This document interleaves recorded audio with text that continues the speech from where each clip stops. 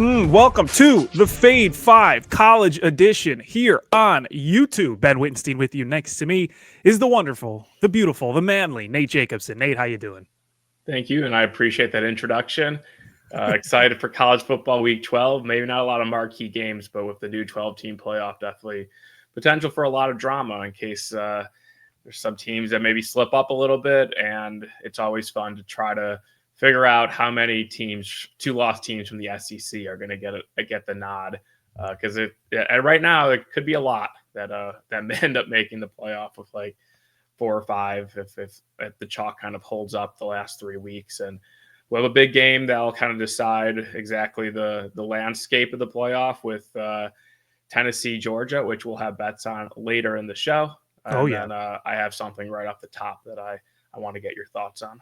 I love it. Yeah, there's some real SEC implications over the next couple weeks. And I know, you look at the slate for this weekend and it's not the most exciting games. You don't have a lot of fun top 25 matchups. But again, it's one of those weekends. I think this was back like week 5, week 6, where we're like, again, it's a down week and then just everything hits the fan and you're like, this is the craziest week of college football all season. So maybe we'll see some crazy things happen this weekend. Some big teams lose. Maybe we see some surprises. That's the fun of college football. So let's get it started though, Nate, because we do have plus buses that we want to get to. You're going to start us off for our plus bus, and this is bets that are plus 100 or more. So you're going to make some money off of these bets if they hit. Nate, we will start with you though.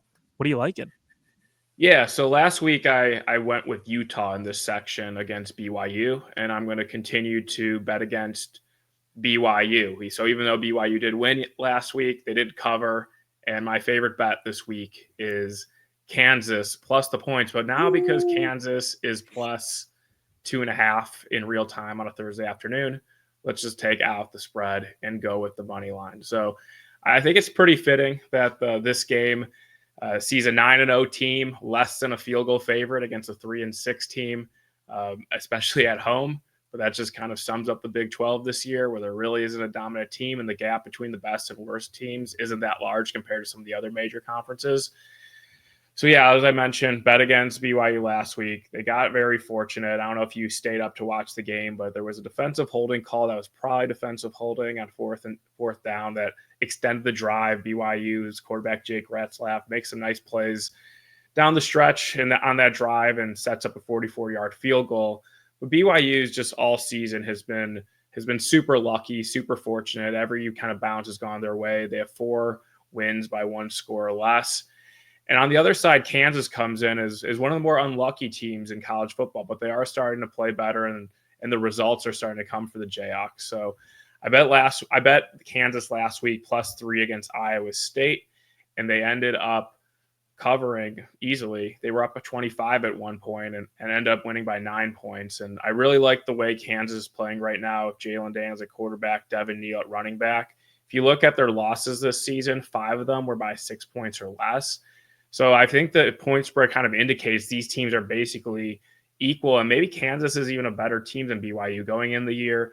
Ooh. I know a lot has changed since then, but Kansas was definitely going to be a better team than BYU. So like Kansas here, I'm going to take one of the unluckiest teams in college football against one of the more fortunate teams. And I wrote an article on the Gaming Juice, and I'm going to bet it after the show. No on BYU to make the college football playoff at -115. I think there's a couple ways this can get home. One, BYU loses one of their next 3 games and then loses in the Big 12 championship if they get there. But I also wonder if you have any thoughts on, don't mean to put you on the spot, but do you think that a 12-0 BYU, so they win their next 3 games, so say I lose this plus bus and the Cougars go 12-0 into Arlington, do you think that regardless of the result, like if they lose, do you think they would make the 12-team playoff, or do you think the College Football Committee, after what they've done to Florida State last year and then 10 years ago what they did to TCU and Baylor, would leave out a 12-1 with conference champion loser in BYU for one of those SEC teams that has 2 losses but offer a bigger brand and make for a better TV show, which at the end of the day, that's what the college football playoff is?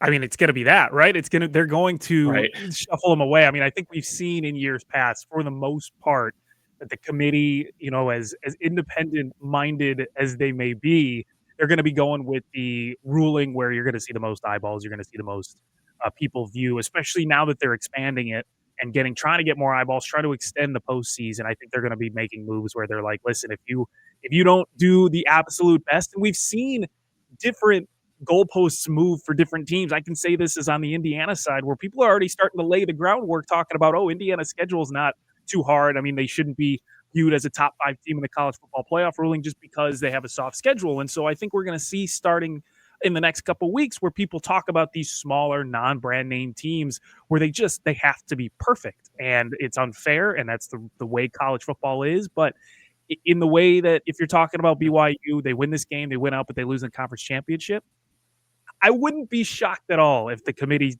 gave them the boot and said you're out. Yes. So BYU does have a win over SMU, which could end up being big. They also beat Kansas State early in the year, but Kansas State's ranked 16th right now.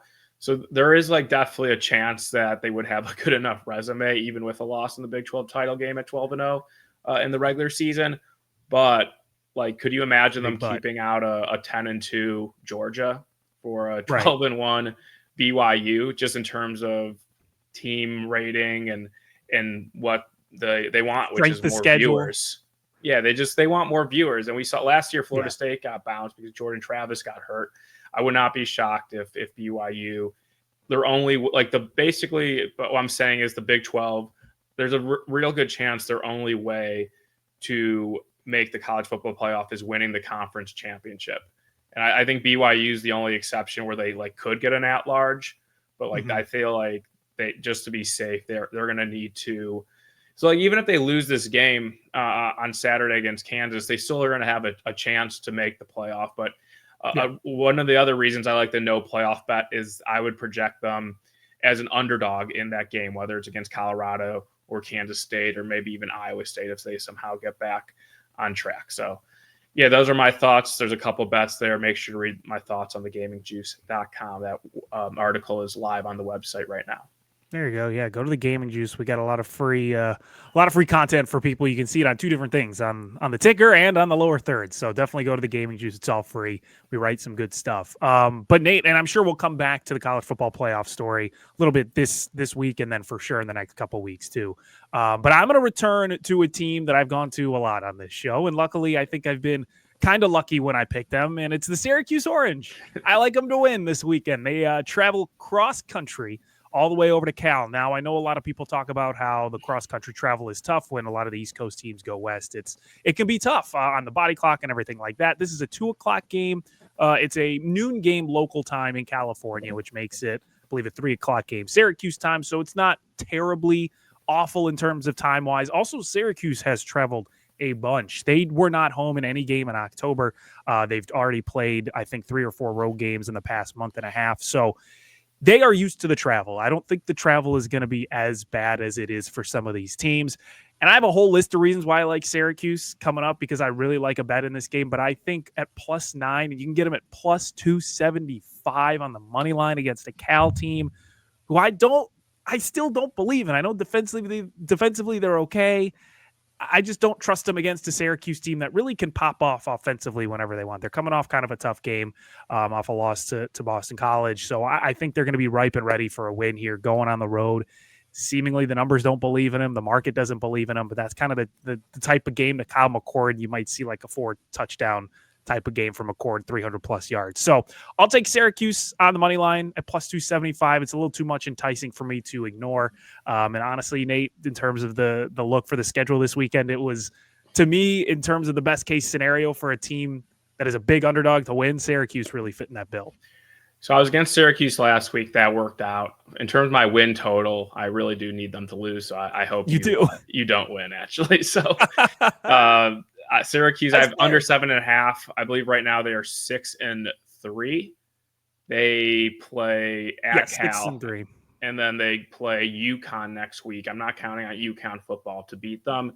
And then they play Miami, and that game's got it a little bit more interesting because there was a scenario where if Miami won out until that point, they would have gotten a bye they would have clinched a spot into the AC title game.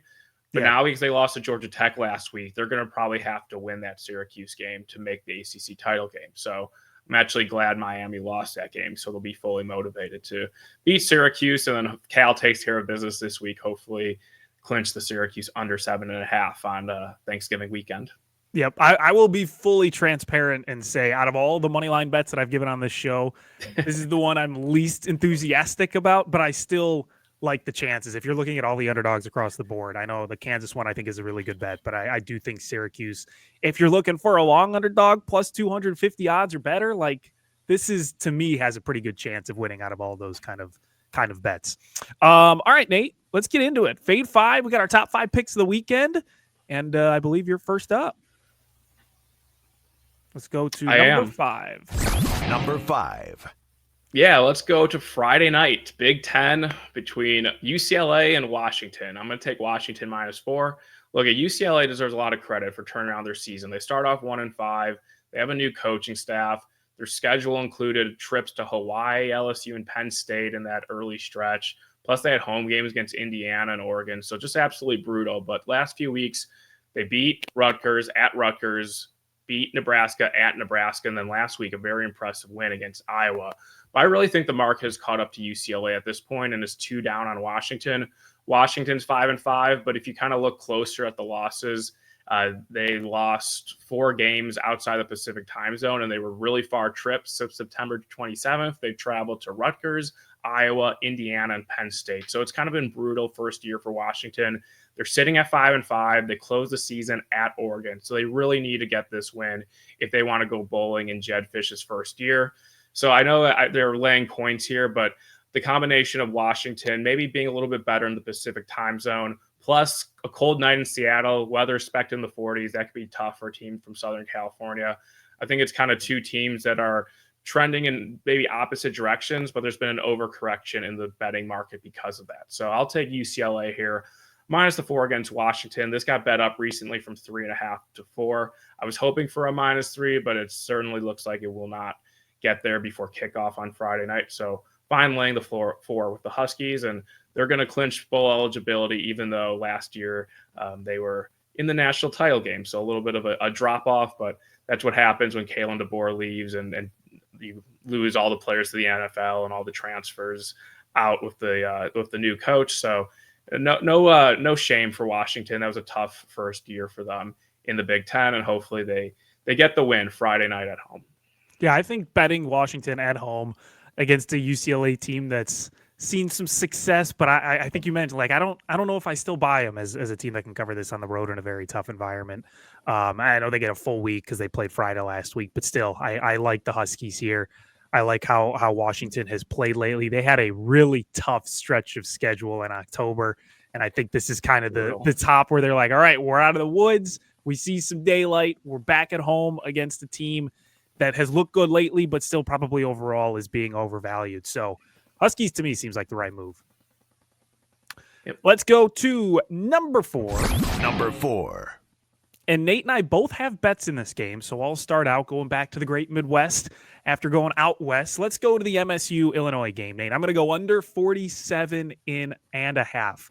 You can get that at -108, actually, at DraftKings. And to me, this is a game that has 2 shaky offenses. I don't really trust either of these teams to score consistently. I know defensively they both are also very shaky, but for me, 47.5 just seems a little high for a game like this. We've seen Illinois play in a lot of under games. In fact, at home, I don't think they've had a game go over yet. They're much better defensively at home. We see that against some of these teams. And we've seen them in situations where they just kind of grind out some wins. Now, the game against Purdue was high scoring. But other than that, they've had some games where it's just kind of a grinded out session, a lot of running, a lot of punting, as we see in the Big Ten all the time. And I think we're going to see a lot of the similar things against Michigan State. Both teams rank outside the top 50 in success rate offensively. Both teams also struggle in early down EPA and third down EPA. So not only do they struggle out on first and second downs, but third downs, they struggle to stay on the field. So to me, this matchup signals punts all around. Maybe it's like a 21-17 kind of a game where we kind of see maybe the over gets real close to hitting. We're sweating it out, but I wouldn't be surprised if both these teams just stay in the teens for the most part in these games. I don't think they're going to be able to finish drives. Illinois has been converting 40% of their drives on third downs, which is really low. Michigan State's 38% conversion rate on third down. It's just two teams that struggle to stay consistent offensively, and to have a total as high as 47.5. I struggle to see how this can hit the over unless we just see complete offensive explosions from both teams, which would be kind of outside the norm. So I'm going to go under 47.5 in this one. And you can play my sound for the number 3 pick. Oh, yeah. Here we go. Number 3. Number 3. Yeah, let's stick into this game and take Michigan State +3. Both teams are coming off a bye, and I'm going to give the edge to Michigan State head coach Jonathan Smith over Brett Bielema. Last time Michigan State came off the bye, their first bye, and Smith's first year, which is always kind of, I think, a key point for a first-year coach after the bye week to kind of turn some things around, and we saw them control the game completely against Iowa. They weren't scoring touchdowns; they were settling for field goals, but they never really felt like they were going to lose until maybe like the second half, and then Aiden Childs, quarterback for Michigan State, put a nice drive to kind of put the game away. And in Illinois, record-wise, it's been a great season, 6-3, especially when 2 of the losses are on the road to Penn State and Oregon. But I feel like in those games, they just absolutely got dominated in the advanced box score, and maybe the scoreboard looked a little better than indicated, especially that Penn State game. I know Oregon got out to a lead, and Oregon in their kind of Oregon ways nowadays don't really have to run up the score because they're definitely most likely going to make the Big Ten title game, and they don't need style points. But Illinois, I think a really telling game for them is when they played Minnesota at home and they were a 3-point underdog. I just really think that shows what the betting market thinks of Illinois. It's a team not as good as their record. They've had a lot of good fortune in some of their wins, especially that game against Purdue when they were like laying 3 touchdowns and needed overtime to win. So I feel like Illinois, a team that the betting market doesn't respect at all, and kind of like the way Michigan State's trending under Jonathan Smith. So I like Michigan to win this game outright, but in a low-scoring game like Ben predicts, I think taking the +3 is valuable just because every point is going to be at a premium. Yeah, this is going to be I think this is going to be a gross game. And taking the underdog in a game like that, I think, is a smart move just because of how unpredictable and how just untalented I think a lot of both these teams' offenses can be at times. Yeah. But if I'm going to bet on a team, I think Michigan State has definitely more tools to win a game like this. And like you said, I think Illinois, a lot of people like them from a couple of the earlier games where they looked good, especially against Michigan. But people remember that, and they don't remember kind of the clunkers that they've laid, which is much more far and wide in between. Let's go to number 2. Number 2. We are going to go back to Syracuse, Nate. We're going right back to the orange, and I really like this bet in this Syracuse-Cal game. Man, it's kind of an anemic schedule this week for me. I was looking across the board, and I'm just like, there's not a ton of games that I like. So I might as well stick to what I really like with this Syracuse Orange team. I like their team total over 23.5 points. I was a little confused why it was this low. I kind of furrowed my brow a little bit and was thinking, why are they not giving Syracuse this many points? Because Q still has a good offense. And I know Cal's defense has been a little bit better and they have some good analytical numbers, but it's tough for me to bet against Kyle McCord sometimes after losses like they suffered last week against Boston College. Cuse is 25th in success rate on offense. They're 7th in the nation in third down success rate. Cal's defense on the other end, stopping teams on third down, pedestrian 55th. So I think Syracuse is going to have some success on third down, staying on the field, preventing fourth down situations against the Cal defense that sometimes struggles to get off the field. Cuse is averaging 30 points per game this season as well, which is way over this number. And Kyle McCord is playing pretty well over the past couple games. 2 touchdowns in each of his last 2 games. His completion percentage has been in the mid to high 60s. And he hasn't thrown too many stupid picks, too many stupid balls after a few weeks ago where he had that 5 interception game. So I think Syracuse can score 24 plus points in this one. They've gotten over this number in 4 of their last 5 games. And also Cal, Nate, I found an interesting stat. They're 10th in the country in seconds per play. So they're one of the faster paced teams in the nation. So that means even if they keep scoring and they score quickly or their time of possession is short, it's just going to be more time for Syracuse to have the ball and to score. So I like Cuse over 23.5 points on the team total. It's a good offense. We've seen that they can put points on the board. I don't trust Cuse's defense to like grind out drives on their end. So Cuse with the ball a lot of the time, I think they score and I think they get 24 plus. I got nothing to add, so let's go on to the big game on Saturday. Number 1. Number 1. We are going to Tennessee and Georgia, Nate. The big game of the week, the Saturday night game. We will have you start out what you like because you're just looking at the first 30 minutes. Yeah, so I'm going first half under in this game. You can get it at 24. Many reasons I like this. The first one is just Tennessee's offense struggling early on, and we should definitely mention that there's a injury concern for Tennessee at quarterback, Yes. Nico in concussion protocol, but all the wording and everything sounds like he's practicing and is good to go. So I'm assuming he's going to play. And this point spread did tick down from Georgia -11 to like -9.5. So I feel like that's a good indication that he's more likely to play than not. But regardless, I still like the first half under here. I think Tennessee kind of has a reputation under Josh Heupel as this high-powered offense, but it's really been their defense, especially their defensive line, that's been the best part of the Volunteers and why they're 8-1 and ranked currently 7th in the college football playoff rankings. If you look at after their first bye, they had 4 SEC games in a row. There was a bye between the third and the fourth one between Arkansas, Florida, Alabama, and Kentucky. And in those 4 games in the first half, they've only scored 1 touchdown, 7 points. They didn't even get any field goals any of those first halves. They were shut out in the first 3, and then they scored late in the second quarter against Kentucky. So it's a team that's been a slow starter. I know last week before Nico gets knocked out of the game around halftime, they did score 20 points, but that was against Mississippi State, which is the worst team in the SEC this season. So even if Nico's good to go, I just don't expect Tennessee to have much success, especially when you add in Georgia, their defense. I feel like they're going to play their best efforts. Something similar that we saw against Texas after losing last week to Ole Miss. They know they need to win this game to realistically stay alive in the playoffs. So expecting a slow start from Tennessee's offense, and I'm sure you're going to talk about it, but Georgia's offense has definitely been slow starters this year and just not very good. Carson Beck's regressed. Their receivers are dropping passes. Really, Georgia, the only time they've ever had success in the first half is when their defense turns the other team over, like we saw multiple times against Texas, and they have really short fields. I was looking at like the drives Georgia was scoring on against Texans. It was like 3 plays, 4 yards field goal, like 8 plays, 25-yard touchdown. Like last week against Ole Miss, their only touchdown was off Jackson Dart interception on the first series of the game, and he picked up an injury either on that play or the play before. So yeah, not impressed with Georgia's offense. It feels broken. So yeah, I just like both defenses in this game and a slow start just based on the numbers we've seen from these teams this year. Yeah, I mean, it's the same reason. I like the first half under. I put real money on the first half under. I really am tailing that bet, but I think the full game under as well, under 48.5.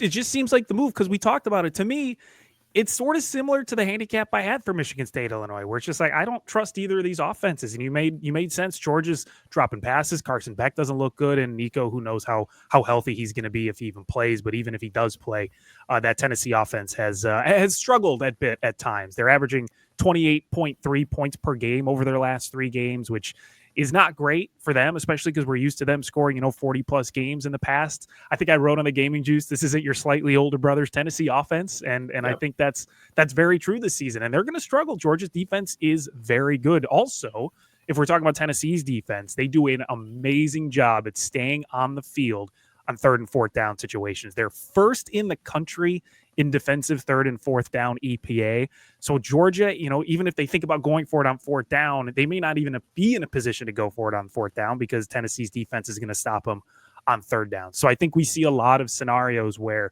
these teams are in a position maybe 3rd and long and they just can't convert and they end up punting, and this just becomes the punting game and the game ends again. It's like 20-13, who knows, 20-10, something like that, where we just see go way under this number. But this total should be much closer to 40 than it is to 50 right now.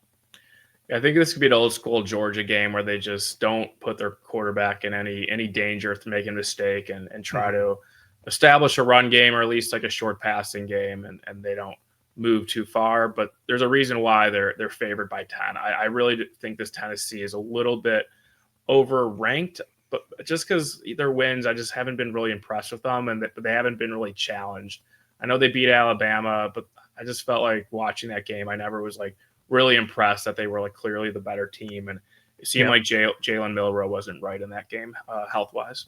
Absolutely. All right, don't forget, before we get to bonus time, you can sign up for a free account, thegamingjuice.com. Read all of our content for free. You could also follow us on these lovely handles that we have on Twitter X, and also I'm starting on Blue Sky. So trying that little venture, Wow. seeing Good luck. what happens on Blue Sky. I think people are calling him Skeets, so I think Squeets is the move. But we'll see what everyone on Blue Sky does. But follow me; it's the same name on Blue Sky as well. But Nate, bonus time. We got bonus time bets for you this weekend, and Nate, we'll start out with you because you have the same exact, not same exact, but same team for bonus time as last week. Yeah, I wanted to keep it easy on you, the graphics guy. Just it was easy. It was great. Didn't have to fill out a new team. Just change the odds, and we're going to take Boston College plus 19.5. They're playing at SMU, so a little bit of a step up in class compared to Syracuse. But as I mentioned, I had BC on the money line. They got the job done. And now I'm going to go and fade SMU, a one-loss team who has a lot of pressure on them now as a top 15 team in the country with the college football playoff opportunity for the Mustangs. But really, this game it's important, but they don't really need style points. They just need a win, get to the ACC title game healthy, and then play whoever they most likely Miami. I guess there's an outside chance Clemson, but I think there's kind of a false narrative that they need style points. They need to impress the committee. I just don't see SMU getting an at-large spot unless there's complete chaos at the top at the SEC. So I know right now BC going through a little bit of turmoil. Thomas Castellanos not with the program, expected to enter the transfer portal. He's the quarterback for BC. He started last week, but either benched or got hurt. I know he's been battling an injury, and now we're going to see FIU transfer Grayson James to start. And he had a little bit of experience last week. He started a game earlier this season against Western Kentucky. I believe he's a better passer than Castellanos, which will fit the Bill O'Brien offense a little bit better. So I don't think the offensive dropout from Castellanos to Grayson James will be that much, but the point spread has moved quite a bit from where it was earlier in the week, kind of hovering around 2 touchdowns to close to 20. So like Boston College here, plus 19.5. Haven't personally bet it yet, but I'll definitely do it soon just because I'm hoping for a plus 20 before kickoff, especially if the public has their say and wants to back SMU, thinking that they're going to pick up some style points. So give me the Golden Eagles to go down to Dallas and at least keep this game a little bit closer. I feel like the odds in favor of SMU are a little bit inflated because of where they are in the rankings. My bonus time bet, Nate, I'm a little worried that people are starting to catch on to this because the juice is a little high, but I'm going to go with the Oregon first half team total over 16.5. The best juice I can find was minus 130. If you're bold and you like plus money bets, you can get it at over 17.5 at plus 110, I believe, at ESPN Bet. But I'm going to take over 16.5, and this number is fine because Oregon is such a good first half team this season. They have it over this number in almost every single game they've played. They average 23.6 first half points per game this season, second in the country. And in the last 3 weeks, Nate, that number is 28 points per first half on average over the last 3 games. And so getting over 16.5 seems like the obvious reason here. They're going to Wisconsin this weekend, and Wisconsin's defense is good. They seem to limit some teams defensively as much as they can, but I just think Oregon's offense is too good. Their third down situations, they're top 10 in converting on third down. They're third in EPA per rush. Wisconsin's defense does struggle sometimes against the run. They're 97th in the country against the run. So I think Oregon may just run the ball all over the field against this Wisconsin defense. So to me, the number is lower than what the average suggests. They're going on the road, but that doesn't seem to bother them. It's never really seemed to be an issue for Oregon. And I think they just try to blow teams out in the first half and then give their guys as much of a rest in the second half as they can because they know they're going to have some bigger games coming up in the future. So to me, I think that's their game plan, is just to blow teams out by first half. Third quarter comes at the end of the third, bring all the subs in, let the starters rest, get ready for the Big Ten championship, college football playoff, all that good stuff. And Wisconsin's not a good enough team to be able to stay with Oregon in the first half. So give me the Ducks. Give me the Ducks scoring 17 plus in the first half, which is something they do very often. Yep, I hope you're right. I hope so too. Go Oregon. That's the move. Let's go Ducks. We appreciate everyone watching. Hopefully everyone's bets do well. Nate, good luck to you. Any last words before hopefully a fun weekend at college football? Yeah, no, looking forward just to the down the stretch in college football with the 12-team playoff. I feel like a lot more games have a little bit more stakes in them, or a lot more stakes in them. So that's nice. So it should be a final last 3 weeks of the regular season. Yep. Good luck to everybody. Have fun. Be safe, and we'll see you all next week.